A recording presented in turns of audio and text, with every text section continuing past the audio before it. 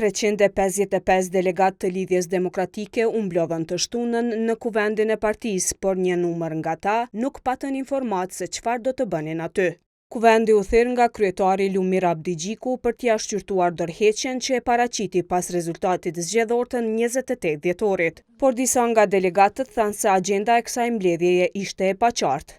Ata nuk e dinin nëse do të mbahej kuvendi punës, i vot besimit apo kuvend zgjedhor, me që pas dorëheqjes së Abdigjikut u shpall edhe një kandidaturë për kryetar, ajo e Abdullah Hotit. Ftesa nuk është shumë e qartë, janë 3 modalitetet të takimit të kuvendit si organi më i lartë i LDK-s.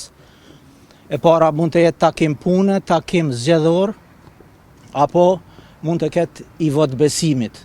Si që keni parë, në ftesë nuk është e saktësuar. Sot, sepse po thash agjenda është akoma e paqartë, nuk e di sot nëse do të hyjmë në proces votimi edhe për kryetarin e ri, por unë kam qëndrimin e qartë timin, unë mendoj që LDK-s dhe Kosovës i duhet një LDK me dinamik ndryshe, pak më ndryshe. Por sekretari i LDK-s Imri Ahmeti tha se nuk ka hapësirë për paqartësi.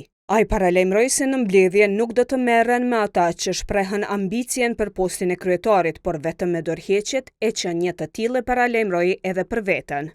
Nuk ka garë zgjedhore, nuk ka kandidatura për kryetar partie, jemi në një fazë të shqyrtimit të dorëheqjes të kryetarit aktual. Në rast se ky kuvend e aprovon dorëheqjen, atëherë shkohet në një proces tjetër zgjedhor. E kryetari Abdigjiku tha se kuvendi është i lirë të veprojë si të dojë në këtë mbledhje, edhe të hapë garë zgjedhore nëse e shet të arsyeshme. Unë kam bërë gjëra më fisnike që mund ta bëj t'ia lë këtë fat antarësisë sime.